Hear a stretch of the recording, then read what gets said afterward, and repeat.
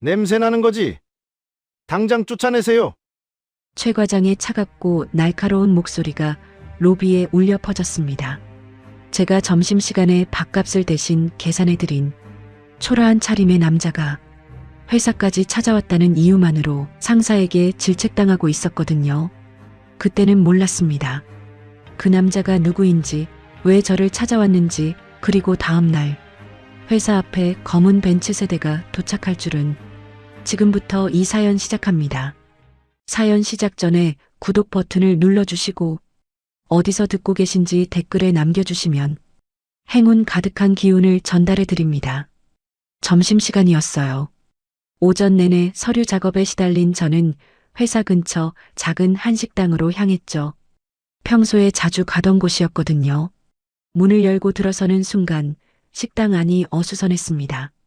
카운터 앞에 초라한 옷차림의 중년 남자가 서 있었고 식당 주인이 그를 향해 화를 내고 있었어요. 남자의 옷은 낡고 구겨져 있었고 얼굴에는 피곤함이 가득했죠. 돈도 없으면서 왜 주문을 한 거예요?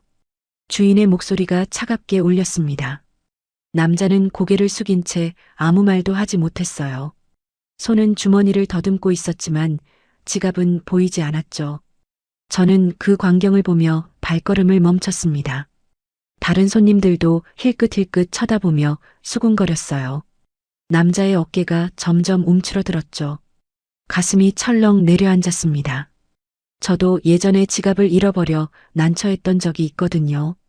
그때의 기억이 떠올랐어요. 제가 계산할게요. 제 입에서 자연스럽게 말이 나왔습니다. 주인이 저를 돌아봤고 남자도 고개를 들어 저를 바라봤어요. 남자의 눈빛에는 놀라움과 미안함이 동시에 담겨 있었죠. 손님이 대신 내주신다고요. 주인이 약간 눈살을 찌푸렸지만 더 이상 뭐라 하지 않았습니다.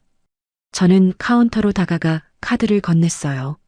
10,000원이 조금 넘는 금액이었죠. 결제를 마치고 돌아서는데 남자가 제 앞을 가로막았습니다. 그는 연신 고개를 숙이며 감사하다는 말을 반복했어요. 정말 감사합니다. 제가 지갑을 놓고 와서 이렇게 민망한 상황이 됐네요. 그의 목소리는 떨리고 있었습니다. 제가 보기엔 단순히 지갑을 놓고 온 것 이상의 사정이 있어 보였지만 굳이 묻지 않았어요. 괜찮아요. 밥 한 끼 정도야 뭐. 저는 가볍게 웃으며 답했습니다. 남자는 제 얼굴을 가만히 바라봤어요. 그의 눈빛이 묘하게 떨렸죠. 마치 저를 어디선가 본 듯한 표정이었습니다. 혹시 이름이 어떻게? 남자가 조심스럽게 물었습니다. 저는 잠시 망설였지만 대답했어요. 선행을 베푼 사람에게 이름 정도는 알려줄 수 있잖아요. 박수연이요. 그 순간 남자의 눈빛이 크게 흔들렸습니다. 입술이 파르르 떨렸고 손이 주먹을 쥐었다 폈다 했어요. 하지만 저는 그 변화를 제대로 알아채지 못했죠. 수연이. 남자가 제 이름을 한 번 더 불렀습니다.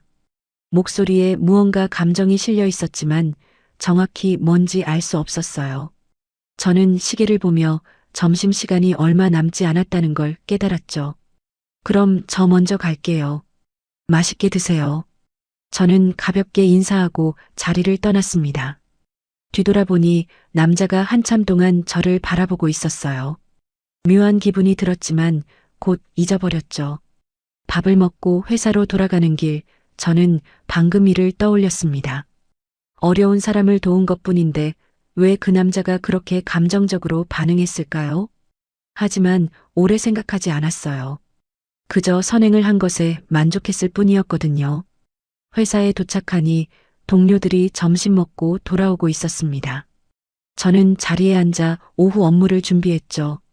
머릿속에서 그 남자의 모습이 사라졌어요. 오후 내내 저는 업무에 집중했습니다. 인사평가 자료를 정리하고 신입사원 채용 일정을 확인했죠. 점심시간의 일은 완전히 잊혀졌어요. 퇴근 시간이 다가올 무렵 동료가 제게 물었습니다. 점심시간에 어디 갔냐고요? 저는 평소 가던 식당 갔다고 대답했어요. 특별한 일이 있었다고는 말하지 않았죠.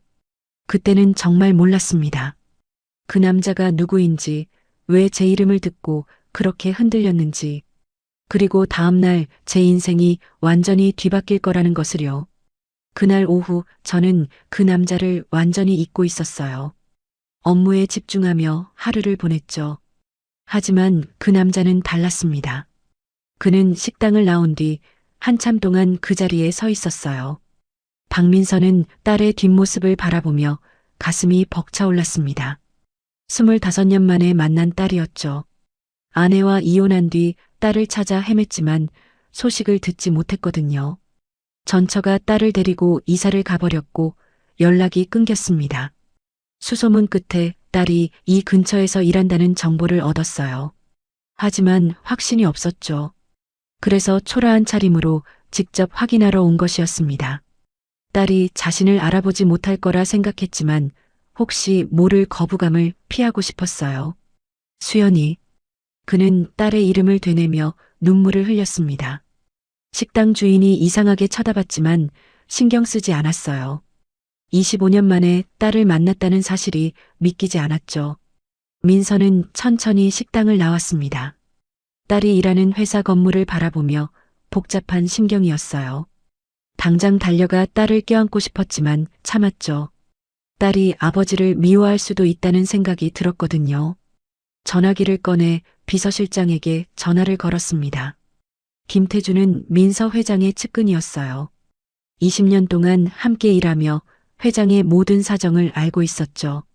실장, 찾았네. 내 딸을 찾았어. 민서의 목소리가 떨렸습니다. 전화 너머로 김 실장의 놀란 목소리가 들렸어요. 회장님, 정말이십니까? 확실하신 겁니까?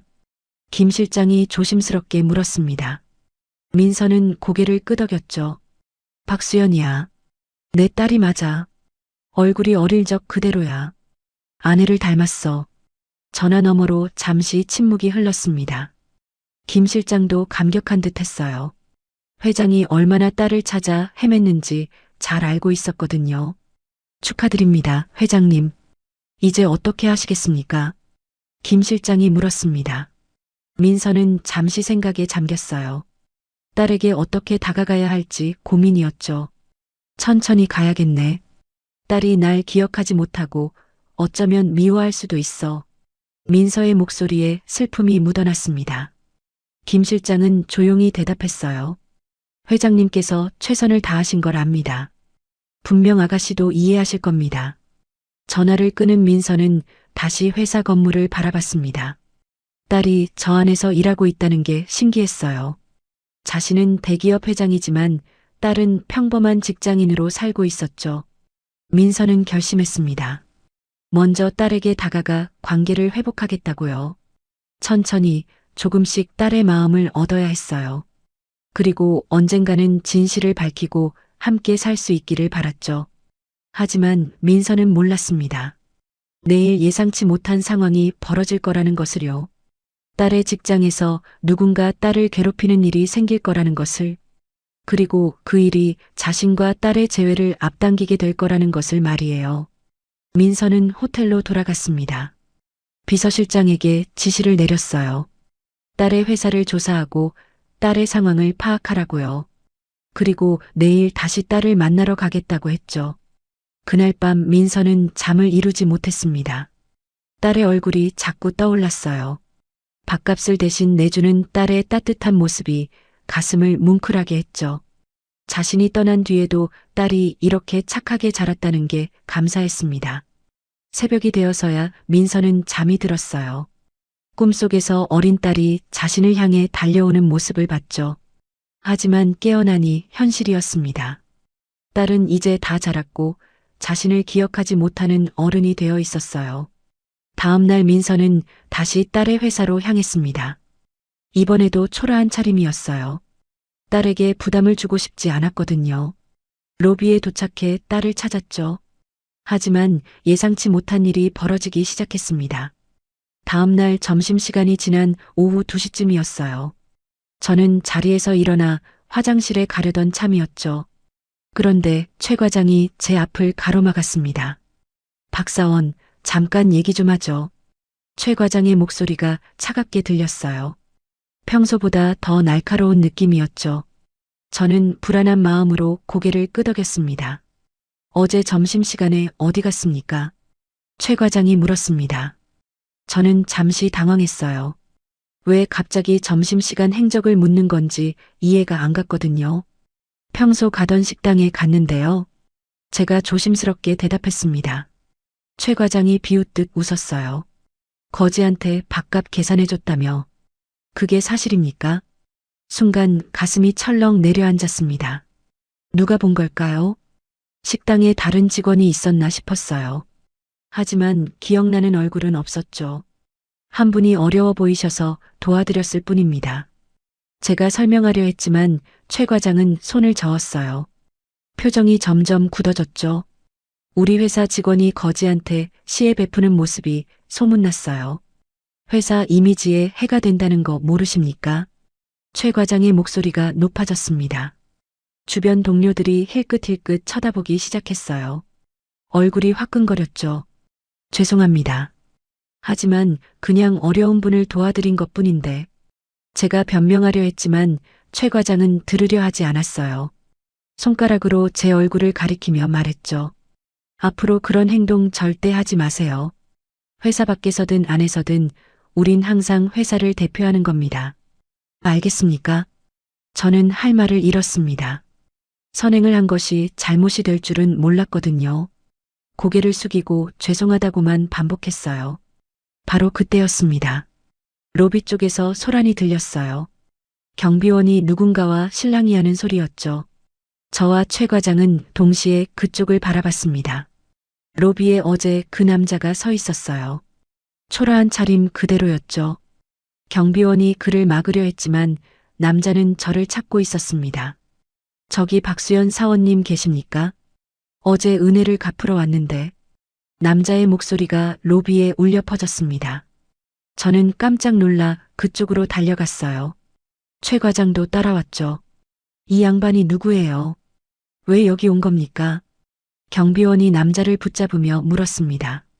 남자는 저를 보고 반갑게 웃었어요. 어제 밥값 내주신 분 아니십니까? 제가 감사 인사를 드리러 왔습니다. 남자가 저를 향해 말했습니다. 저는 당황해서 손을 저었어요. 아니에요. 괜찮다고 했잖아요. 그냥 가셔도 돼요. 제가 말했지만 최 과장이 끼어들었습니다. 얼굴이 붉게 달아올라 있었어요. 당신 누구요? 어떻게 여기까지 들어온 겁니까? 최 과장이 남자를 노려보며 말했습니다. 남자는 당황한 표정을 지었어요. 저는 어제 이분한테 도움을 받았습니다. 그래서 인사라도 드리려고.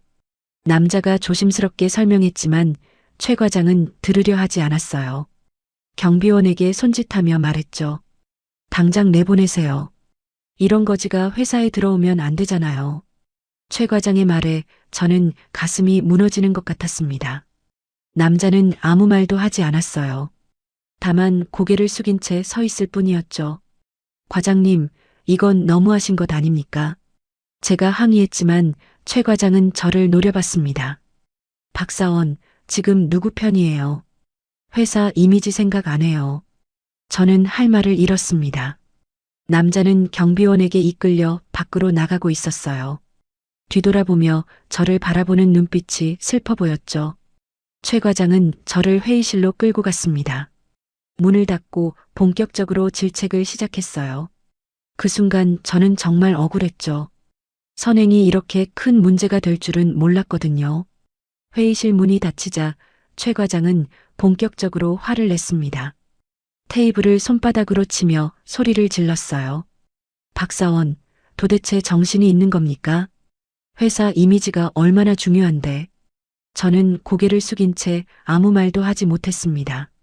변명하고 싶었지만 입이 떨어지지 않았어요. 최 과장의 분노가 무섭게 느껴졌거든요.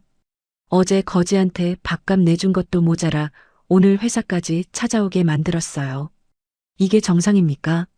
최 과장이 계속 따져 물었습니다. 저는 가슴이 답답했어요.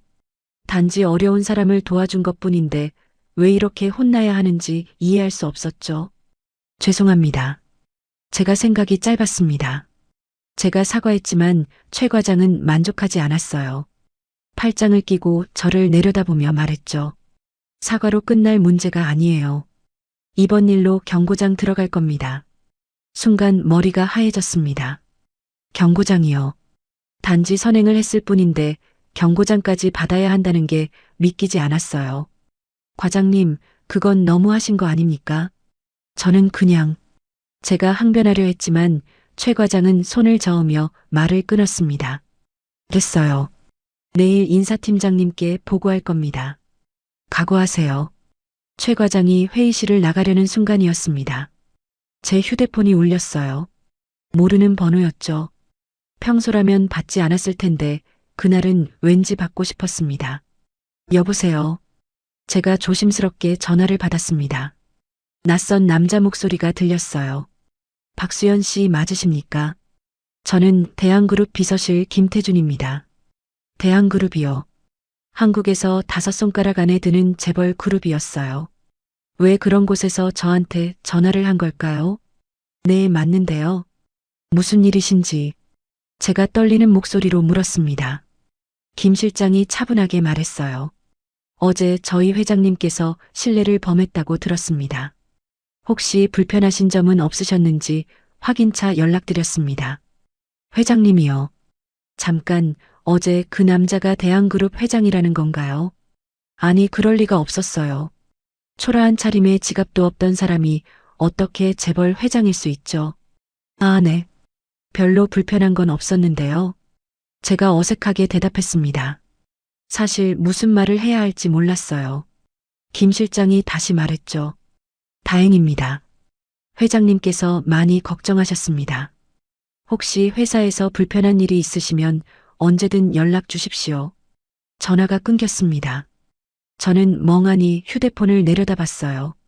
도대체 무슨 일이 벌어지고 있는 걸까요? 최 과장도 전화 내용을 듣고 이상한 표정을 지었습니다. 누구한테 온 전화예요? 최 과장이 물었습니다. 저는 솔직하게 대답했어요. 대한그룹 비서실에서요. 어제 그분이 대한그룹 회장님이라고. 최 과장의 얼굴이 굳어졌습니다. 하지만 곧 비웃듯 웃었어요. 말도 안 되는 소리. 거지가 무슨 재벌 회장이에요. 사기꾼이 분명해. 최 과장이 손사래를 치며 말했습니다. 저도 그렇게 생각했어요. 어제 그 초라한 모습이 재벌 회장일 리 없었죠. 하지만 뭔가 찝찝한 기분이 들었습니다. 만약 정말 회장이라면 어떡하죠? 그리고 왜 그런 차림으로 저를 찾아온 걸까요? 머릿속이 복잡해졌어요. 최 과장은 다시 저를 노려보며 말했습니다. 어쨌든 경고장은 취소 안 됩니다. 내일 인사팀장님께 보고할 거예요. 그리고 회의실을 나갔습니다. 저는 혼자 남아 한참을 멍하니 앉아 있었어요. 모든 게 혼란스러웠죠. 밖에서는 민서가 회사 건물을 바라보고 있었습니다. 경비원에게 쫓겨났지만 딸이 걱정되어 떠나지 못했어요. 비서실장에게 전화를 걸었죠. 실장, 내일 회사 앞으로 와주게. 차 세대만 준비하면 돼. 민서의 목소리는 차분했지만 단호했습니다. 딸을 괴롭히는 사람들을 그냥 두지 않을 생각이었어요. 내일 모든 것이 밝혀질 것이었죠. 그날 저녁 저는 집에 돌아왔지만 아무것도 할 수 없었어요. 소파에 앉아 멍하니 천장만 바라봤죠. 경고장을 받게 될 거라는 생각에 잠이 오지 않았습니다. 휴대폰을 꺼내 대한그룹을 검색해 봤어요. 박민서 회장. 한국 재계 서열 5위 안에 드는 인물이었죠. 사진을 보니 정장을 입은 카리스마 넘치는 모습이었습니다. 하지만 어제 본 그 남자와는 전혀 달랐어요. 초라한 옷에 피곤한 얼굴이었거든요. 같은 사람일 리 없다고 생각했죠. 그런데 이상했습니다. 사진 속 회장의 눈빛이 어제 그 남자와 비슷한 것 같았어요.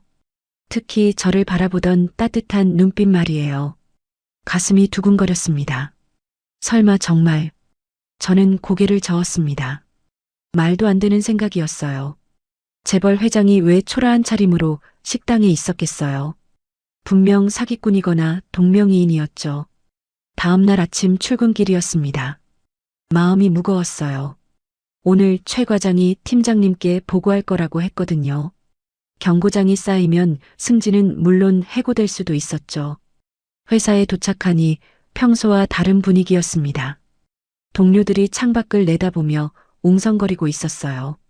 저도 궁금해서 창가로 다가갔죠. 회사 앞 도로에 검은 벤츠 세대가 나란히 서 있었습니다.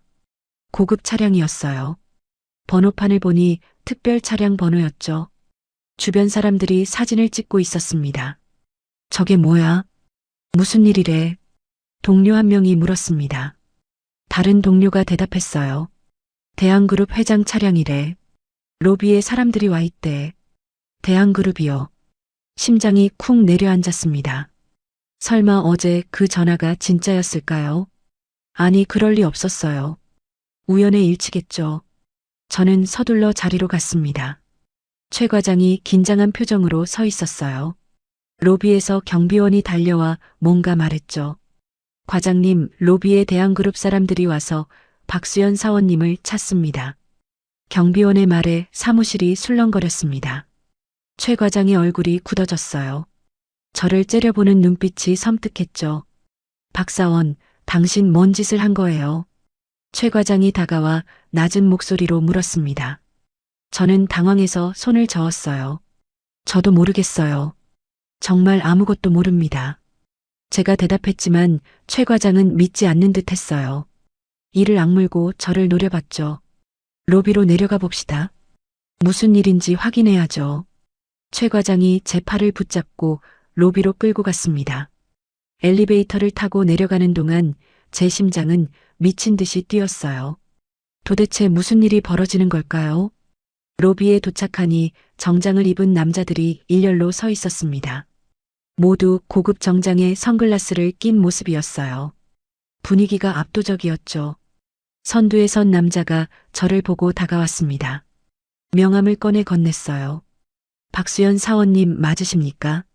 저는 대한그룹 비서실장 김태준입니다. 어제 전화했던 그 사람이었습니다. 저는 떨리는 손으로 명함을 받았어요. 최 과장이 옆에서 안절부절 못하고 있었죠. 무슨 일이신지 제가 조심스럽게 물었습니다. 김 실장이 차분하게 대답했어요. 회장님께서 오셨습니다. 잠시 뵙고 싶다고 하셨습니다. 회장님이요. 정말 그 남자가 회장이었단 말인가요? 저는 고개를 돌려 밖을 봤어요. 검은 벤츠 중 한 대의 문이 열리고 있었죠. 거기서 정장을 입은 남자가 내렸습니다. 어제 그 초라한 차림의 남자였어요. 하지만 지금은 완전히 달라 보였죠. 세련된 정장에 당당한 걸음걸이. 주변 사람들이 고개를 숙였습니다. 최 과장의 얼굴이 새하얗게 질렸어요. 입술이 파르르 떨렸죠. 저도 믿을 수가 없었습니다. 어제 제가 밥값을 내준 그 사람이 정말 대한그룹 회장이었다는 게 말이에요. 민서 회장이 로비 안으로 들어왔습니다. 저와 눈이 마주쳤어요. 회장은 부드럽게 미소 지으며 다가왔죠. 하지만 저는 그 자리에 얼어붙어 아무 말도 할 수 없었습니다. 민서 회장이 저를 향해 걸어왔습니다. 주변이 조용해졌어요. 모든 사람의 시선이 저와 회장에게 쏠려 있었죠. 저는 숨도 제대로 쉴 수 없었습니다. 수연 씨, 어제는 정말 고마웠습니다. 회장이 정중하게 인사했습니다. 목소리는 부드러웠지만 위험이 있었어요. 저는 얼떨결에 고개를 숙였죠. 아, 아닙니다. 별것 아니었는데요. 제 목소리가 떨렸습니다. 옆에 있던 최 과장이 황급히 끼어들었어요. 얼굴에 식은땀이 흐르고 있었죠. 회장님. 저는 이 회사 인사팀 최진우 과장입니다. 영광입니다. 최 과장이 허리를 구부리며 인사했습니다. 하지만 민서 회장은 그를 쳐다보지도 않았어요. 시선은 오직 저에게만 고정되어 있었죠. 어제 제가 곤란한 상황에 있을 때 도와주셨죠. 그 은혜를 잊지 않겠습니다. 회장이 다시 말했습니다. 김 실장이 앞으로 나왔어요. 손에 작은 상자를 들고 있었죠. 작은 선물입니다. 받아주시면 감사하겠습니다. 김 실장이 상자를 건넸습니다. 저는 당황해서 손을 저었어요. 아니에요. 이런 거 받을 수 없습니다. 그냥 도와드린 것뿐인데. 제가 사양했지만 회장이 고개를 저었습니다. 제 마음입니다. 꼭 받아주세요. 회장의 눈빛이 간절했어요. 저는 할 수 없이 상자를 받았죠. 무게가 제법 나가는 걸 보니 귀한 것 같았습니다. 최 과장이 옆에서 안절부절 못하고 있었어요. 땀을 닦으며 회장에게 말을 걸었죠. 회장님, 저희 회사에 무슨 일로 오셨는지, 혹시 협력 관계라도? 최 과장이 아부하듯 물었습니다. 회장이 그제야 최 과장을 쳐다봤어요. 표정이 차갑게 변했죠. 당신이 어제 저를 쫓아낸 사람입니까? 회장의 목소리가 낮아졌습니다. 최 과장의 얼굴이 창백해졌어요. 입술이 바들바들 떨렸죠. 그게 아니라 오해가 있으신 것 같습니다. 저는 그저 회사 규정에 따라. 최 과장이 변명하려 했지만 회장은 손을 들어 제지했습니다. 규정이요. 어려운 사람을 모욕하고 쫓아내는 게 당신 회사 규정입니까? 회장의 말에 최 과장은 할 말을 잃었습니다. 주변 직원들이 웅성거리기 시작했어요. 모두 놀란 표정이었죠. 김 실장이 앞으로 나와 말했습니다. 회장님께서 어제 이 회사를 방문하셨을 때 무례한 대접을 받으셨습니다. 그 부분에 대해 사과를 받고 싶으신 것 같습니다. 최 과장의 얼굴이 점점 더 창백해졌어요. 무릎이 후들거리는 게 보였죠. 저도 긴장되어 가슴이 두근거렸습니다. 정말 죄송합니다. 제가 몰라 뵙고. 최 과장이 깊게 허리를 숙였습니다. 하지만 회장은 그를 차갑게 바라만 봤어요. 몰라봤다고요. 사람을 외모로 판단하는 게 당신 습관입니까? 회장의 말이 날카로웠습니다. 최 과장은 더 이상 아무 말도 하지 못했어요. 땀이 비 오듯 흘러내렸죠. 저는 이 상황이 믿기지 않았습니다. 어제 제가 도와드린 그 사람이 이렇게 큰 인물이었다니요. 그리고 왜 저를 이렇게 챙겨주는 걸까요? 민서 회장이 다시 저를 바라봤습니다. 눈빛이 부드러워졌어요. 수연 씨, 혹시 시간 있으면 잠깐 얘기 좀 나눌 수 있을까요? 회장이 조심스럽게 물었습니다. 저는 고개를 끄덕였어요. 사실 할 말이 많았거든요. 왜 그런 차림으로 식당에 계셨는지, 왜 저를 찾아오신 건지 말이에요. 네, 괜찮습니다. 제가 대답하자 회장이 미소 지었습니다. 그리고 김 실장에게 고개를 끄덕였어요. 김 실장이 앞으로 나와 말했죠. 회장님 차량으로 안내해드리겠습니다. 저는 회장을 따라 로비를 나섰습니다. 뒤에서 최 과장이 뭐라고 말하는 소리가 들렸지만 신경 쓰지 않았어요. 지금은 이 상황을 이해하는 게 먼저였죠. 검은 벤츠로 다가가는 동안 제 머릿속은 복잡했습니다. 왜 회장님이 저를 이렇게까지 챙겨주시는 걸까요? 단지 밥값 하나 내준 것뿐인데요. 뭔가 다른 이유가 있는 것 같았습니다. 차 문이 열렸습니다. 회장이 먼저 타시고 저를 손짓했어요. 저는 긴장한 채로 차에 올랐죠. 곧 진실이 밝혀질 것 같았습니다. 차 안은 조용했습니다. 민서 회장이 저를 바라보고 있었어요. 눈빛이 떨리고 있었죠. 저는 긴장한 채로 앉아 있었습니다. 수연 씨, 제가 할 말이 있습니다. 회장이 입을 열었습니다. 목소리가 떨렸어요. 뭔가 중요한 이야기를 하려는 것 같았죠. 네, 말씀하세요. 제가 대답했습니다. 회장은 잠시 망설이다가 말을 이었어요. 혹시 어릴 적 아버지 기억나십니까? 갑작스러운 질문에 저는 당황했습니다. 왜 갑자기 제 아버지 이야기를 꺼내시는 걸까요? 잘 기억나지 않습니다. 어릴 때 부모님이 이혼하셔서. 제가 조심스럽게 대답했습니다. 회장의 눈빛이 더욱 흔들렸어요. 그럼 아버지 이름은 기억하십니까? 회장이 다시 물었습니다. 저는 고개를 끄덕였어요. 박민서요. 어머니가 말씀해 주셨어요. 하지만 얼굴은 기억나지 않습니다. 제 말에 회장의 눈에 눈물이 고였습니다. 손이 떨리고 있었어요. 저는 이상한 예감이 들었죠. 수연아. 회장이 제 이름을 불렀습니다. 반말이었어요. 그리고 목소리가 떨렸죠. 나야. 내 아버지야. 순간 머릿속이 하얘졌습니다. 무슨 말씀이신지 이해할 수 없었어요. 회장님이 제 아버지라고요. 네, 뭐라고요? 제가 떨리는 목소리로 물었습니다. 회장이 천천히 설명하기 시작했어요. 25년 전 내 어머니와 이혼했어. 사업 때문에 집을 자주 비웠고 그게 결국 이혼으로 이어졌지. 어머니가 널 데리고 떠났고 연락이 끊겼어. 회장의 목소리가 점점 떨렸습니다. 저는 그저 멍하니 듣고 있었어요. 25년 동안 널 찾아 헤맸어. 탐정도 고용하고 수소문도 했지. 그러다 최근에 내가 이 회사에 다닌다는 정보를 얻었어. 회장이 계속 말했습니다. 저는 믿을 수가 없었어요. 눈앞에 이 사람이 제 아버지라니요.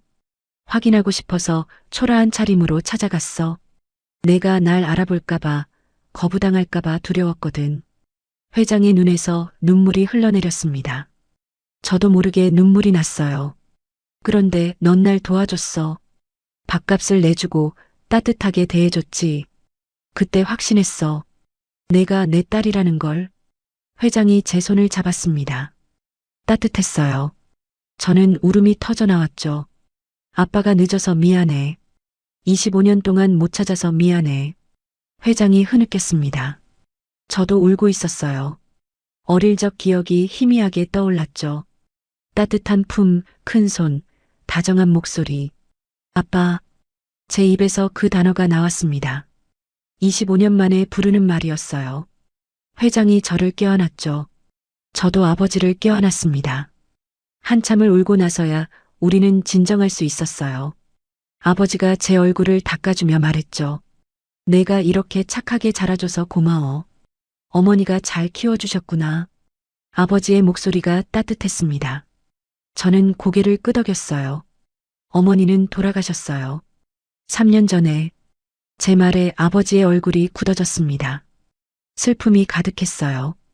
그랬구나. 미안해. 아빠가 있었다면. 아버지가 다시 눈물을 흘렸습니다. 저는 아버지의 손을 잡았어요. 괜찮아요. 어머니는 행복하셨어요. 제가 위로했습니다. 아버지가 고개를 끄덕였죠. 이제 아빠가 널 보살펴 줄게. 더 이상 혼자 두지 않을 거야. 아버지의 말에 저는 다시 눈물이 났습니다. 25년 만에 아버지를 찾았어요. 그리고 아버지도 저를 찾았죠. 차 밖에서는 직원들이 궁금한 듯 차를 쳐다보고 있었습니다. 하지만 우리는 신경 쓰지 않았어요. 지금은 오직 우리 둘뿐이었으니까요. 아빠, 그럼 어제 그 일은? 제가 물었습니다. 아버지가 씁쓸하게 웃었어요. 일부러 그런 상황을 만든 거야. 내가 어떤 사람인지 보고 싶었거든. 그런데 넌 망설임 없이 날 도와줬어. 그게 얼마나 감동적이었는지 몰라. 아버지의 말에 저는 부끄러웠습니다. 그저 당연한 일을 했을 뿐인데요. 이제 저 사람들을 만나러 가야겠어. 널 괴롭힌 사람들 말이야. 아버지의 표정이 차갑게 변했습니다. 저는 걱정이 됐어요. 최 과장이 어떻게 될지 말이에요. 하지만 아버지의 결심은 확고해 보였죠. 우리는 차에서 내렸습니다. 아버지가 제 손을 잡고 로비로 걸어갔어요. 직원들이 모두 놀란 표정으로 우리를 쳐다봤죠. 최 과장은 벽에 기댄 채 식은땀을 흘리고 있었습니다. 최진우 과장님. 아버지가 차갑게 불렀습니다. 최 과장이 화들짝 놀라며 허리를 숙였어요. 회장님. 말씀하십시오. 최 과장의 목소리가 떨렸습니다. 아버지가 김 실장에게 고개를 끄덕였어요. 김 실장이 서류 봉투를 꺼냈죠. 이게 뭔지 아십니까? 김 실장이 서류를 펼쳐 보였습니다. 최 과장의 얼굴이 창백해졌어요. 이건 당신이 지난 3년간 저지른 비리 목록입니다. 채용 청탁, 금품 수수, 부당 인사, 모두 증거가 있습니다. 김 실장의 말에 주변이 술렁거렸습니다. 최 과장은 바닥에 주저앉았어요. 그게 아닙니다. 오해입니다. 최 과장이 변명하려 했지만 아버지가 손을 들어 제지했습니다. 오해라고요. 증거가 이렇게 많은데도요. 아버지의 목소리가 차가웠습니다. 최 과장은 더 이상 아무 말도 하지 못했어요. 당신은 내 딸에게 경고장을 주겠다고 했죠. 선행을 베푼 것이 잘못이라고 말했고요. 아버지가 말했습니다. 제 손을 더 꽉 잡았어요. 하지만 정작 잘못된 건 당신이었습니다. 부당한 권력을 휘두르고 약자를 괴롭히고 비리를 저지르고 아버지의 말 한마디 한마디가 최 과장의 가슴을 찔렀습니다. 최 과장은 고개를 떨구고 있었어요. 김 실장이 앞으로 나왔습니다. 손에 해고 통지서를 들고 있었죠. 최진우 씨, 당신은 즉시 해고됩니다. 그리고 관련 비리에 대해서는 법적 조치가 취해질 것입니다. 김 실장이 서류를 내밀었습니다. 최 과장은 떨리는 손으로 서류를 받았어요. 얼굴에서 모든 기운이 빠져 있었죠. 나가주십시오. 아버지가 차갑게 말했습니다. 최 과장은 비틀거리며 로비를 나갔어요. 한때 저를 괴롭히던 그 위험은 온데간데 없었죠. 주변 직원들이 박수를 쳤습니다. 저도 모르게 안도의 한숨이 나왔어요. 아버지가 저를 보며 미소 지었죠. 이제 괜찮아. 아빠가 지켜줄게. 아버지의 말에 저는 고개를 끄덕였습니다. 회사 대표이사가 급히 내려왔어요. 황급히 아버지에게 인사했죠. 회장님, 저희 회사에 이런 일이 있을 줄 몰랐습니다.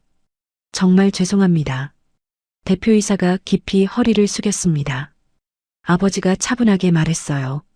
앞으로는 직원들을 잘 관리하시길 바랍니다. 특히 갑질과 비리는 용납되어선 안 됩니다. 대표이사가 연신 고개를 끄덕였습니다. 아버지는 저를 돌아보며 물었어요. 계속 여기서 일하고 싶니? 아니면 아빠 회사로 올래? 아버지의 질문에 저는 잠시 생각했습니다. 이 회사에서 4년을 일했어요. 동료들도 좋았고 일도 익숙했죠. 하지만 새로운 시작도 나쁘지 않을 것 같았습니다. 조금 더 생각해 볼게요. 갑자기 결정하기엔 너무 큰 일이에요. 제가 대답했습니다.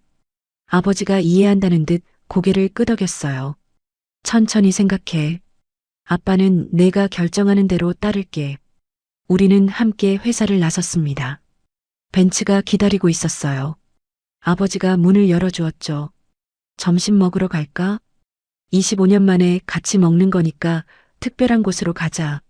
아버지의 제안에 저는 웃으며 고개를 끄덕였습니다. 차에 타며 뒤를 돌아봤어요. 회사 건물이 점점 작아지고 있었죠. 오늘 아침만 해도 경고장을 받을까봐 전전긍긍했습니다. 하지만 지금은 25년 만에 아버지를 만났어요. 인생은 정말 알 수 없는 것 같았죠. 아빠, 어머니 이야기 들려주세요. 어떻게 만나셨는지, 어떻게 사랑하셨는지. 제가 물었습니다. 아버지가 따뜻하게 웃으며 이야기를 시작했어요. 차 안은 우리의 웃음소리로 가득 찼죠. 진실은 언제나 밝혀지게 되어 있습니다. 그리고 작은 선행은 때로 기적을 만들어내죠. 제가 밥값 10,000원을 내준 것이 25년 만에 아버지를 만나는 기적으로 이어졌으니까요. 여러분도 오늘 누군가에게 작은 친절을 베풀어 보세요. 그 친절이 어떤 기적으로 돌아올지 아무도 모르니까요.